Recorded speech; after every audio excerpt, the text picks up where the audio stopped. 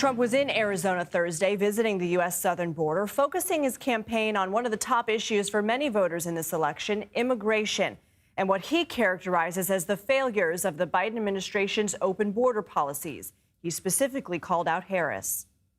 She is a radical left Marxist. She wants open borders.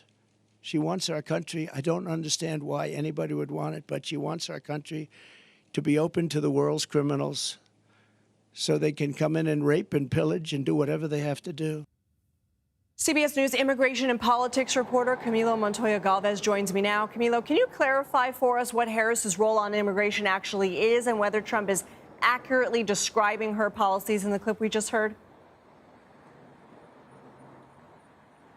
Hi, Lindsay. Yes, despite the fact that Republicans and former President Donald Trump have branded Vice President Harris as the border czar for the Biden administration, she was actually assigned to a more precise role, and that was to address poverty, violence, and other root causes of migration from Central America, specifically from three countries, Guatemala, El Salvador, and Honduras. And that has been a diplomatic role that she has undertaken. She has not been tasked with overseeing U.S. border immigration or in border enforcement. And so that is very important to underscore. That is not to say that her role should not be criticized, but it is important, Lindsay, to clarify what her actual responsibilities are and what they are not on immigration.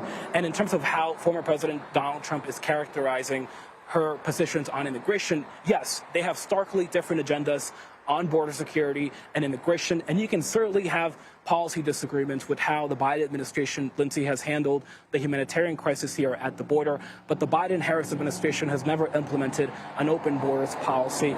Yes, Customs and Border Protection has reported a record 8 million migrant encounters along the border during President Biden's presidency, but 4 million of those migrants have been released into the U.S. Another 4 million people have been deported, expelled, or returned to Mexico or to their home countries. So not everyone has been allowed to stay under the Biden administration. In fact, those deportations and expulsions, Lindsay, have been increasing since the start of the summer when President Biden issued that sweeping executive action on asylum that has made most migrants here ineligible for humanitarian protection and eligible to be much more quickly deported to Mexico or to their home countries. We actually went to Nogales, Mexico earlier this morning, and we witnessed some of those deportations. So there are a lot of migrants who are currently being deported, and Vice President Harris's campaign manager told me that she is likely to continue that policy if elected.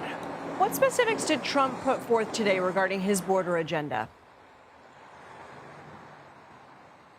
Well, former President Donald Trump came here to the Arizona-Mexico border to really focus on an issue that, as you know, has been central to his political career and that he believes will also propel him back to the White House. He has promised a radical shift in U.S. immigration policy by pledging to conduct the largest deportation in U.S. history, Lindsay, to implement ideological screenings on legal immigrants, to militarize the U.S.-Mexico border by deploying the National Guard here, and also to try to terminate birthright citizenship for the children of undocumented children. And specifically today, Lindsay, he promised to increase penalties, criminal penalties, that is, for human traffickers, drug smugglers, and also human smugglers. So again, he is trying to make sure that his hardline immigration agenda is something that continues to be a key policy issue in this election. Yeah, you have to wonder if some of those will pass the Supreme Court, like removing birthright citizenship rights. I want to ask you, you mentioned border crossings have decreased significantly since peaking in December 2023, yet it is still the biggest factor for Republican voters in a recent CBS News poll, even more than the economy.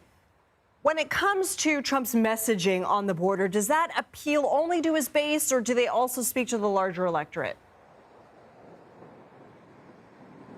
Well, we know that poll after poll has indicated that this issue, immigration, particularly here at the U.S.-Mexico border, is a top concern for many American voters. But we have also seen that those same polls show that it's mostly a major concern among Republican and independent voters. And so, yes, the Vice President Harris is trying to, in many ways, take a more centrist stance on this issue, knowing that it could be a major political challenge for her. And you have seen at the DNC, Democrats embrace tougher border security measures, and the vice president trying to portray herself as a champion of border security, highlighting her role as a prosecutor who went after transnational gang members and human traffickers.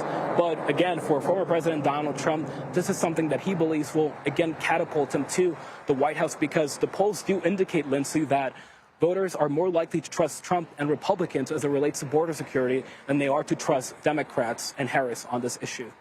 Camilo Montoya-Galvez, thank you so much for your reporting.